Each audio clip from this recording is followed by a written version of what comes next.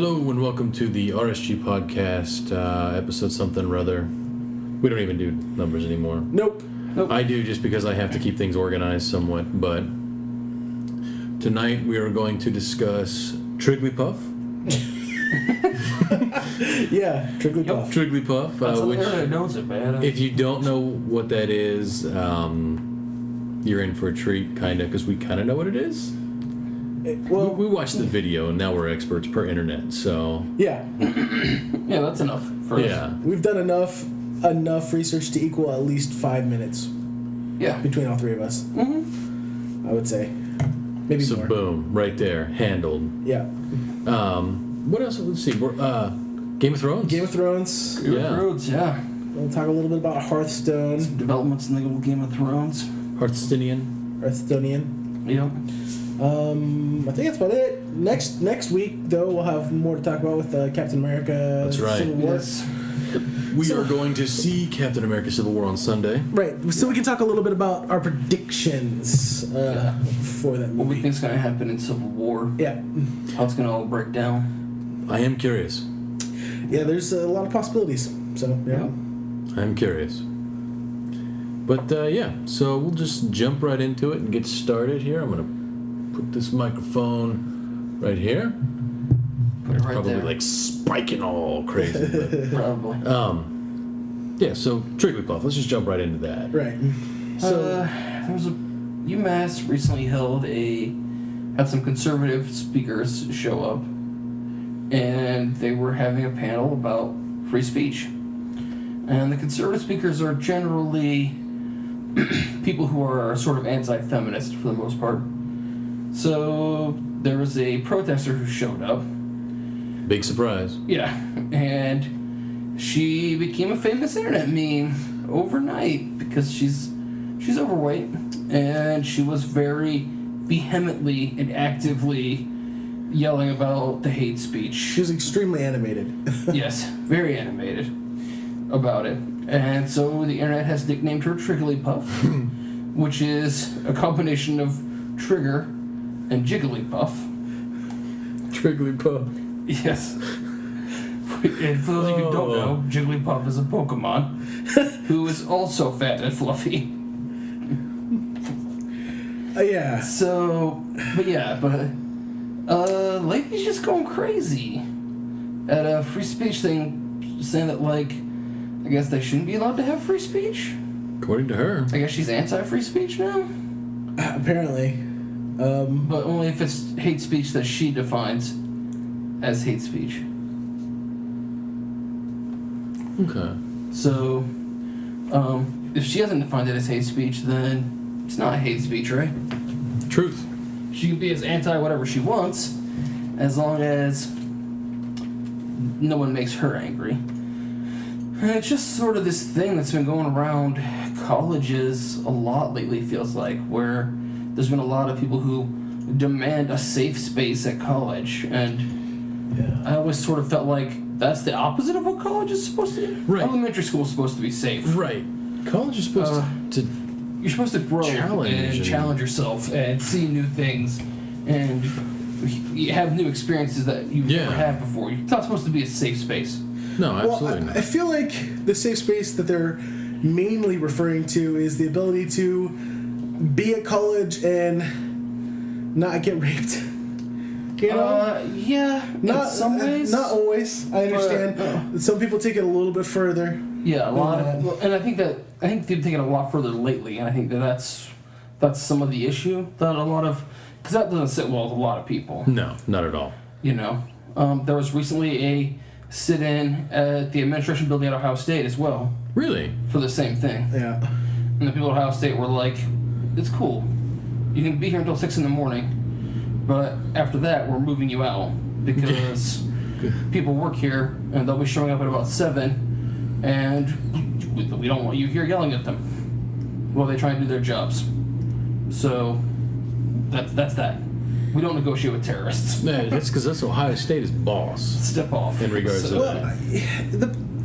I have less issue with a dialogue or with an argument of this type, but I have a lot of issue with people who don't know how to get across their message in a way that is constructive. or I agree like with that. Yeah. holds any sort of point. Because that's again, this is sort of what college is for, right? It's about discourse, it's about discussion, it's about collegiate. Challenging your thought process or challenging other people's thought processes, and getting them to learn and to. Well, you have to have a discussion for that. You can't exactly sit and shake your arms and yell things. And one of the videos that I watched, unintelligibly. one of the videos I watched about Trigglypuff was it was about 5 minutes, or no, it was about 8 minutes of the actual back and forth. And she's sitting there, minding her business, and one person is up there. I'm assuming it's the dean or whoever is like leading the discussion between the people that are on stage, and this person had absolutely no idea what was going on, because like she's trying to convince this person of the message that one person is saying, and all of a sudden the guy on the stage goes, "Yeah, that's not it at all." And it was kind of funny. Then the one person just starts screaming at him and stuff like that, and then they try to talk to her about it, and she's not having it. She says free speech, free speech, free speech, and she can say what she wants, and F you, F this, F that. It's just like, it doesn't make any sense to me why you would be that way. Like, just going on what you guys would say, I mean, have a discussion, grow, learn from it. Well, the problem with this sort of attitude... Maybe up on cocaine. Cocaine, baby. The problem with this sort of attitude, and it's the same, and this goes for anybody at any point they want to try and make. The problem with this sort of attitude is that it stops becoming a discussion and becomes very polarizing. Right. Yeah. And suddenly all you're hearing are the points of the people on the nth degree of each side. Right. Who are amazingly outspoken and probably not very well informed. Or something along those lines. So right. It just becomes unintelligible altogether. And this goes for anything, but you're seeing, I think this is just the most common, or I shouldn't say common, the most recent example of this in recent. I agree with that. Yeah. Just sure, you can be famous for anything. Yeah. You can get viral video right on the internet. So I just want to know when the Trigglypuff t-shirts are coming out, because I'll get one. They're they're coming. If they haven't already, then that's $1 million opportunity. Speaking of millions, the Powerball's up. You have to. Yeah, you have It's to like 300 some million, but you have to use her likeness though, which means she got to sign off on it. What if they're gonna? Don't get me wrong. You could probably still sell a shit ton of t-shirts before somebody catches you and stops you. What if I don't sell them? I just donate them. Like, if you want a t-shirt, donate to me for coming up with the idea. I don't know if that'll work. Yeah, maybe not. You might be able to. I'll give you a t-shirt, but if you put you're a still positive using her likeness to promote it. If you put a positive spin on it, maybe she can get her to sign off on it. Yeah, she might sign off on it. Just tell her it's for free speech. Like, look, you're already famous. Free speech, right? I'll make you a star, baby. I don't know. It's just that, and sometimes the points are getting a little ridiculous. Like this whole. There's been a recent and even feminists are very much split on this, but this positive body image thing where people who don't fit the typical ideal that a lot of people have of beauty, kind of rail against that sensibility as as an American it's mostly fat people. But that's let's go with that. Let's go with the honesty about this, all right? Instead of dressing it up. It's generally people who are overweight who are saying this. Not everybody is who's overweight who is saying this, but generally people who are overweight who are saying this. Now, I have no problem with somebody going, you know what, I'm big, but you know what, I don't give a crap what you think.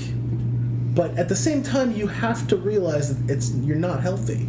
Yeah. Like, there are people out there who fool themselves into thinking that being overweight is perfectly fine. And it's a legitimate, state of being. It's not. And I say this as an overweight person. I understand I am not in the best health. And I have no problem if you're fine with the way you look. Yeah. But you don't get skinny, or you shouldn't get skinny. I shouldn't get skinny, but you shouldn't lose weight to be pretty. You should lose weight because that's what's going to make you live longer. Yeah, right. Or just be healthier in general. Well, see, that's what the body type movement has gone off the rails, I think, right? Yeah. Because the body type movement isn't for people who are like me. I'm fat. That's the way it is. Yeah. I'm fat and unattractive. That's the rules. That's life. I choose that to be that way. It's my choice. As an American, you're free to do so. Right. But body acceptance is supposed to be for people who are just naturally at a healthy weight larger than the skinny models. And those people exist. Right. And that's perfectly fine. Yeah. But it's supposed to be about that. Like, in reality, that's what it's supposed to be about, but it's been hijacked by other people, so... Definitely. Yeah, and changed. Who are unhealthy. Yeah. I mean, I am. That's just the way it is, so... Yeah. It's just important to look behind these sort of movements to see what the roots are. Because the roots generally lay in something that is... Not always, but generally lay in something that is completely valid. Like, I think the body image movement was like, hey... You don't need to have these particular measurements. You might be skinnier or fatter or whatever, but as long as you're healthy, you're doing what you need to do, and it doesn't matter. Yeah. Right. And that's fine. Yeah. That's a fine sentiment to have, I think. But let's not fool ourselves into thinking that, like, being morbidly obese is an okay thing. Like, it's not healthy. Yeah. It just isn't. Bro, you can live to the ripe age of 50. Look, that's better than most people had it back in the 1400s. Right. You know, still older than Jesus. Ooh. Just saying. Yeah. I saw this meme on there that said, "If you're Jesus and you know it, clap your hands." And he was chained to the cross. Oh no! Oh my god! And I was like, "Oh wow." That's amazing, right there. Oh, It was awesome. That's someone with good thoughts. Yeah. Oh man. But I mean, need to get to know the creator of this meme. Yeah. It's out there. He or she Google has search some it. other interesting things to say. Yeah, probably. Anyways. It's also aligned with the whole, like, no makeup thing, too. Like, there was that whole thing there for a while, don't Photoshop me, don't put makeup on, this is the real me. And they would Instagram themselves in the same poses, just without their makeup and stuff like that, because of the whole body image thing and all the stuff like that. Mm-hmm. Like, I think it's going, me personally, I think it's going too far. I mean, I'm with you guys. If you want to be that way, be that way.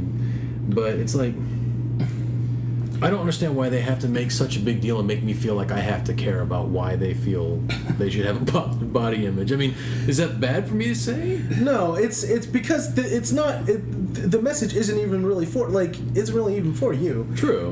I know you well enough. We go out in public and there's all kinds of people with all kinds of bodies out there, and you're not always like, look at that person. Right. It's not for you. Yeah. It's for people who feel. It's for the people who would be in agreement, who need help with their body image, or be people who are actively dickheads. Yes. Like, that's who the message is for. Okay, that makes sense. It just seems like they're making it have to, I don't know, maybe it's just Facebook and the way that it's thrown at me makes it feel like I have to care about it. Like, I have to have an opinion one way or the other as to... As to whether or not they should feel okay about their body. Right. Well, they have to... I feel like people should feel however they want to feel about whatever they want to feel about. Right. I don't care about anything other than that. Yeah. Like I said, the reason why it's like that is because that's how you get a message out. You True. Viral, everything. You can't be like, oh, well, I know Ryan... And I know he doesn't want to hear about this shit. So it's okay. He doesn't gotta know. Right? Yeah, we'll filter him out. I want to share this post with everyone but Ryan. I would be okay with that. I would be already cool. He cool with it already. Like, did you see that body image thing? No. Nah. Okay. Nah. I think for me, one of the funniest things about the whole body image movement, though, is like it's kind of ironic. Because a lot of it's like, just accept yourself and who cares what anyone else thinks. Well, you're making a big stink. Yeah. About your own person. Yeah. Like, I don't wear makeup and I don't do these things and I don't care. Well, yeah, but you made a giant post about this on YouTube, Facebook, Twitter. Yeah. I think all you care. Of the social Kind of medias. feels like you care. Kind of feels like you care. Yeah. Feels like you care. Like, maybe you don't care about exactly, like, whether or not... You obviously care. It's like, it doesn't matter whether or not you're looking for other people's approval or if you just feel like you have to prove to yourself. You obviously care about it. Right. You do. There's no way around it. You do. It's a bit ironic to me. Funny, but...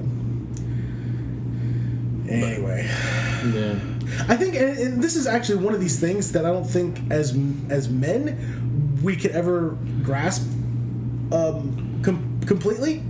There's a lot less emphasis for us as men in our society to have to, like... Correct. There's True. Look good. Significantly less. Where an entire female's, like, worth can be put into this. True. That makes perfect sense.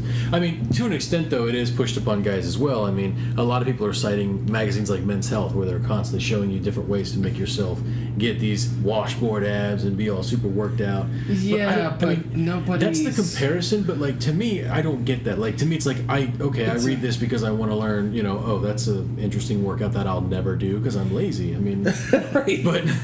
Right, and you're perfectly fine with it. Right. Nobody devalues you as a person because you're not. That's what it comes down to. Like the reason why you don't feel that pressure is because you don't do it, and you go out, and people will still treat you as a male who does his thing. Yeah. There's other ways for men, other avenues for men to do that. I'm going to say this because you know about it, the beard, man. The beard. Yeah.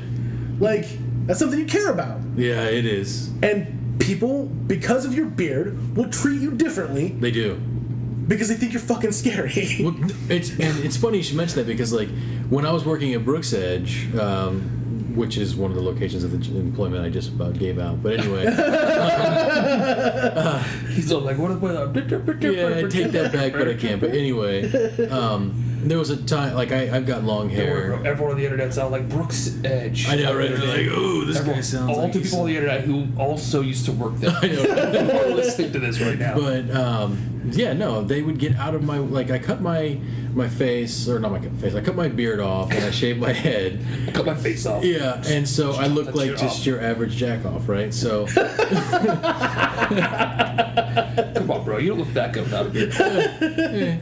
But, but you're absolutely right. People stopped getting out of my way. Right. Eye contact was always there. People who I've seen 100 times introduce themselves to me. But now it's like where I'm at now, I can walk down the hall and it's just like a wave. Right. It just gets out of my way. And that's what I'm saying. But you don't have that Men's Health body. No. You don't have the ripped abs. You're not like 8 foot tall or whatever bullshit that they like to put in those magazines. Like a body by sugar. Right. So it's one of these things that like men can put their appearance into other aspects, other things that give them that same sort of like authority or presence that, and that's the other thing about it is that the authority and presence is completely different than what females are going for. True. Like I shouldn't say presence, but authority. Females are not going for authority, socially speaking. They're pressured into just being attractive and being noticed. It is a presence, but it's a different kind of presence. So, it's a completely, and it's the only avenue they got for the most part. The only other way through is to, like, spend a lot of time with that same person and then to prove themselves in other ways. Which I'm not going to spend time with anybody. Right. At first glance, I don't care. That shit's right off the table. Stop. Okay. Whoa, don't even spend time, get to know somebody. I don't want to do that at all. But yeah, I mean that makes sense. I mean I get it. It's just, I agree with you though. Back to the original statement, it's getting out of hand. I mean, safe space. I think South Park's done an amazing job of tackling that with the last season. Like safe space and PC and like the way everything's PC going principle now. And all that. Yeah, it's done a good job of like pointing out how ridiculous it gets. Yeah. Well, that's the problem. Like, the problem is that like these legitimate points are getting buried underneath bullshit. Right. Like legitimate things are being buried underneath like people just taking it too damn far. Mm-hmm. And they're getting dismissed as all because they'll all get lumped together because we, as humans, will have to do. Group things together. Yep. Yeah. It's ridiculous, but anyway. Yeah, we can move on from that here. So, Game of Thrones. Yeah. Game of Thrones. We're 2 episodes in. 2, this season so far. And so we've got all the catch up with everyone. Death and boobies, death and boobies. And so yeah, some interesting storylines going on. Like some of we're still catching up some people's storylines from the books that we do know about, and then other people's storylines are way farther ahead and different than they were in the books. So it's interesting to see what's going to happen. I thought it was cool. This most recent episode, Bran is doing his walking thing, but he's actually going through time with like the person. Yes. And I must have missed the episode somewhere along the lines where like that one little wildling child thing came and started hanging out with them too? Was she always like in that little? She was always in that little cave with them. I must not. I mean, didn't make it. Well, Bran wasn't around at all in season 5. That's right. He was. Yeah, it was just there's like no gone. Bran in season 5, which kind of is. So, and I don't know if you know this, but time still flows outside of the TV show. So actors go through puberty and get older. Yeah, he is a lot larger. Yeah, because you can tell, like, you're like, Bran has had some puberty. Yeah. His voice has changed. He is tall. He is much taller than he was. Yeah. When we left a year ago. But I liked how they went back in time and you saw like Ned training as a child. You saw his sister. Yep. You saw Hodor as a person who had full range of vocal powers and everything else. Didn't just say Hodor. Didn't even say Hodor. Right. That was really cool. I wonder if we're gonna see Hodor get traumatized. Oh. Well. Probably. That's good TV. Right. Yeah.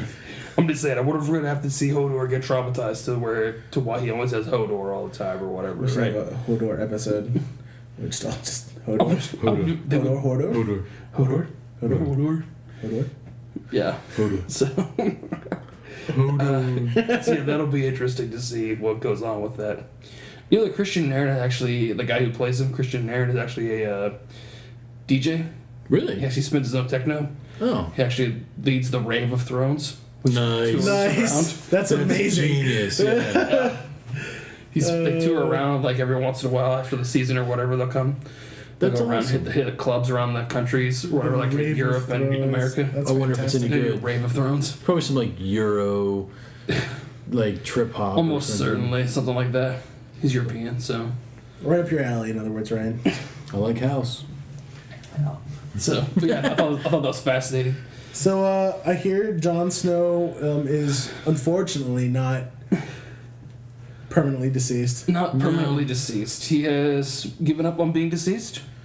He was deceased for a few days, just for a reset. Just a quick patch. Now he's back. Gained a couple extra lives. I did. Okay, speaking on that whole thing, so his body, like at first you have when it opens up on the second episode, you've got I can never remember their names, but like you got the leader of the group that basically assassinated Jon Snow. Alistair Thorne. Yes, Thorne. They're sitting there saying, hey, open the door, give us the body, we're burning it. It's on. It's over. Yeah. Let's move on to other things. And you got the Onion Knight and crew inside defending it. Yeah. And I like how he grabs the Valyrian steel sword, like he grabbed like Jon Snow's sword. I don't know. I like the way Onion Knight's going. Yeah.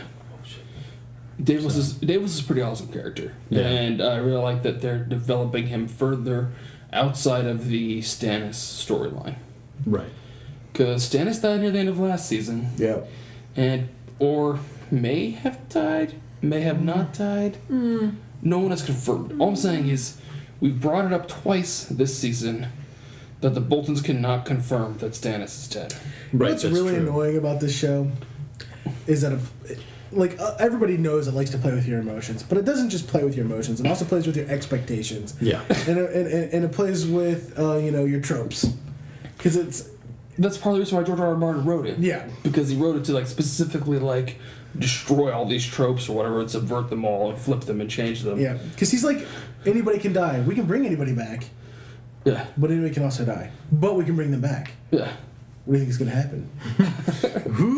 And it's not equally placed across the book. It's just randomly people here and there get brought back to life. Yeah. I hope that the Jon Snow comes back and then immediately gets stabbed and dies.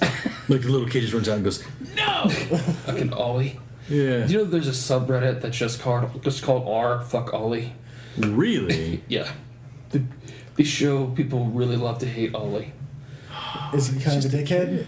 Well, he's the kid who Jon Snow. He killed. Yeah. The Wildlings came and killed his parents. Right. And he's super angry about that, Batman style. Right. And then he ended up shooting Ygritte in the episode where she died. Well, but Jon Snow was grooming him to be the next Jon Snow, right? Okay, Jon Snow 2.0. Right. And he betrayed Jon Snow, and everyone felt his betrayal. Sir Alistair Thorne, never got along with Jon Snow. You knew that was coming. When he stabbed him, it was like, that guy's a dick, but nobody felt betrayed. But then when Ollie shows up at the end and stabs Jon Snow for the watch, everyone felt betrayed. Because Ollie was supposed to be his guy, you know.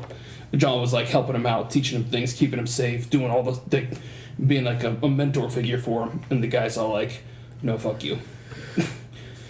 So he represents the betrayal of Jon Snow to show watchers more than anyone else. You know who does that sort of stuff? Synths. Always got to bring it back to Fallout. That's right.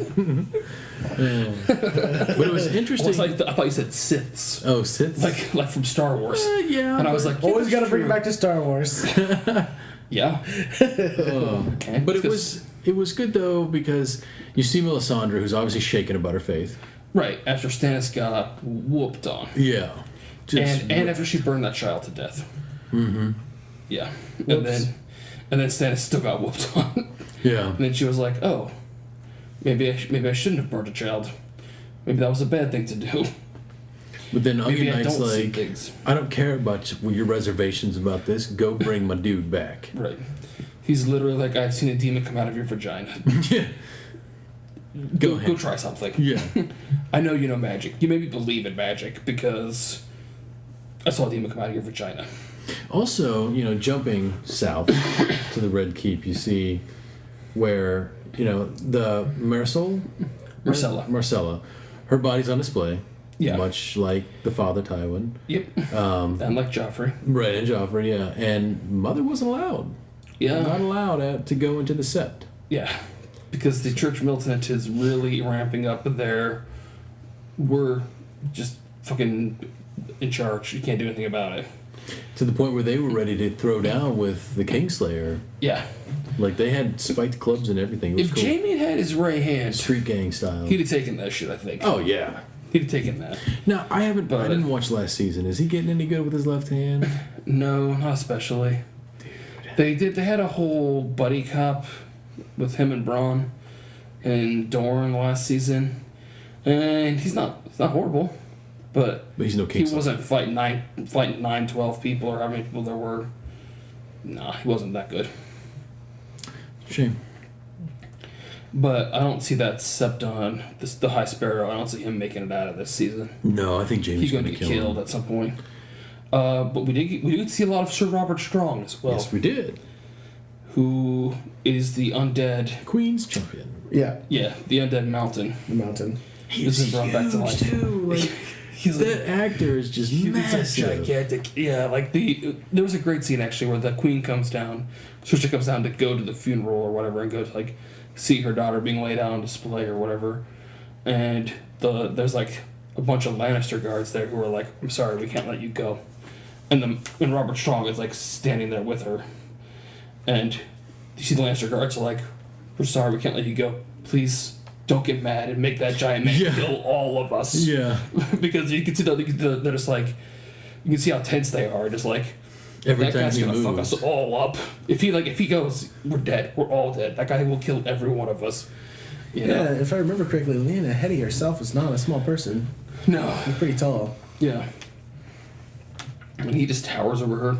I love that. They talk about that one guy telling the story about how he like showed his penis to Cersei or whatever during her walk of shame, and then Robert Strong just shows up, just smashes his head into a wall, walks away. Yeah.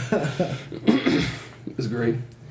And also, Roose Bolton has died. Yes, okay, how do you feel about the way they did him? Everyone is focused on Ramsay and how fucked up and evil Ramsay is. But Roose Bolton needed to fucking die. Yes, he did. Okay. The way they did him was obvious. Right, yeah, I saw that coming a mile away. Yeah, I was like, he's dead. He's dead. It was super obvious. Yeah, the moment you knew who Ramses was in relation to Roose Bolton, you're like, oh, yeah, Ramsay's gonna kill that dude. Yeah. like at some point, that's gonna happen. The way he basically secures his now throne and everything else with the woman who had the kid and the stuff like that, like getting mauled by the dogs to death, like that is just Yeah. I was so glad they didn't make a baby cry in that scene because like I was just like, please don't. Well, it was one of don't. those like we didn't need to have that scene. No. We all remember that Ramsay's an evil fuck. Right. We all know that he is. This is just egregiously reminding us again. Nobody felt a little bit of pity for him. Nobody was like switching their mind about Ramsay. So we need to be reminded that he's an evil asshole. Have you not watched this show? Egregious is what it does. Egregious is what it does. That's fair. But also, they cleaned up the Iron Isles. Yeah. They got rid of the king. Euron Crowseye shows back up. Yeah. They never say his name. I kept waiting for them to say call him Euron Crowseye or the Crowseye or something, but they never said his name. But he comes back and finally throws King Balon off the bridge, which happened in book 3. Yeah, it's been a while. But they're catching up. Right. We also see... And then Aaron Dampere is there. Yeah. And because there are 3 brothers, right? Balon is the oldest brother and he was the king. Then Euron was the next oldest brother, and he just went off on his own to do crazy shit. Then there was Victarion, who was the 3rd youngest brother, and he was the leader of the Iron Fleet. And I think we saw him get killed in season 4 somewhere. Maybe. But which I'm sad about because I like him as a character. He's a very simple character, but I like him. And then there's Aaron Dampere, who was the 4th one, who became a priest of the Drowned God after he almost died. Yeah. So, because he used to be he was the youngest child, so he was a party animal, didn't pay attention to anything, had no responsibility, no one cared about what he did. And then he almost drowned, and then he became a priest. Yep. So he's there to lead. It was cool to see him too, because the way his back and forth with the daughter was really good. It's like, it's not up to you. Yeah. You can't just claim the right to be king. Yeah. So they've started the King's Moot. Yeah. So which happened a long time ago too. With that, right? Which also happened a while ago. But then we also have Theon Greyjoy talking about going back home and claiming his house. Yeah. So that can't. How is he not? He's they got rescued or whatever by Brienne of Tarth. Okay. In the last episode. Right. And in this episode, he talks to Sansa and he's like, "Look, I just gotta, Brienne and Pod will keep you safer than I ever could. Just give me a horse and some food or whatever. I'm gonna ride back. I'm gonna go back home or whatever." And so he just rides off. Should be interesting. All right. I wonder if they don't just leave Theon's story at that. Just have him disappear at that point. Just he disappears into whatever at that point. Because I don't know what the plan would be bringing him back home. Unless he supports his sister and rule. Like maybe. I think that's fair. I'm fairly doubtful about that, and I don't even watch the show, but you can't go back to the Isles and start talking about this storyline that happened. I know, understandably back in book 3, right? And not kind of bring him back into the picture. That seems a bit weird, right? Especially since, what else are they going to do with that area that ties into the rest of the story? When we left book 3, we supposed that Theon is dead. Right. And for the entirety of book 4, we believe that Theon is dead. Right. Then he reappears in book 5. Yep. Right. And I believe that he will die again in book 6 for permanent this time. But his situation is entirely different in the books, because in the books, Stannis' army has not been defeated. They escape from Winterfell, much with Sansa, much as he does. Well, not with Sansa because Sansa's not there, but with Jane Poole, who was their maid's daughter or whatever who they used to hang out with, the steward's daughter, and. They escaped and went to Stannis' army. And now Stannis has him captive. And Stannis is not a forgiving guy. He's very much down to the rules about shit. So while he appreciates the information that Theon has brought to him and stuff like that, Theon's still a Turncloak. And Turncloak's got to be punished for that shit. He sacked Winterfell and... Yeah. Right, I get all that. But as you said, the book is so very different right now or the show's so very different right now from the books. Mm-hmm. I can see the show taking him back home and like following him back to the Iron Isles. I really could. Yeah. I think they're gonna because I think they're just gonna go straight to having Euron and Victarion and Yara, because Yara's always been around too. Right, but right now what's going on in the Iron Isles isn't really tying back into the main story at all, is it? Like, the only reason why any of those characters showed up was because of Theon. Well, they also invaded the north, which is why Theon was there, yeah. But they're going to be more important, I believe. Because the Euron takes over the Iron Islands, right? He wins the King's Moot in the book, and then he sends Victarion over to bring Daenerys back to the main islands. Yep. I believe that storyline will still go through, right? Yeah. We saw the ships get burned in episode 1, and for whatever reason, which all the ships get burned. So they're gonna need a fleet to come back to across the sea. So I believe that you will still have Euron sending the Iron Fleet to bring Daenerys and her people back. Right. I believe that is the reason for him to, but I don't believe we need Theon for that. All right. Okay. Right. All right. But I'm with you. I could see them taking Theon to the Iron Isles. Maybe they will, and maybe he'll die as part of the King's Moot or something like that. But Maybe. I don't see a way in which Theon stays alive to the end of the story. Fair enough. So we'll see. I don't know. So interesting to see what's going on. The way they did Roose was obvious, and I don't think Ramsay's gonna be far behind. Yeah, I think I'll be interested to see if we get any Manderleys or not. Ooh. Because the Manderleys are big players in the north. Mandalore. In the books, and they mentioned Manderleys as being loyal to the Boltons. Roose Bolton. To Roose Bolton, yeah. And the Manderleys are faking loyalty to the Boltons in the book. Yeah. But secretly behind their backs, they're cooking the fries up into pies and serving them as meat pies to the Boltons. So, which would have been a great scene to have. Yes. I don't know why we didn't have it. That would have been a great scene. Serving man pies to people would have been a great scene. That's all I'm saying. Maybe it was just too much of a Macbeth ripoff. I don't know. Could be. Yeah. But, I mean, R plus L equals J is going to be confirmed next week. Well, I think one You way. say confirmed. I'm going to go ahead and say it.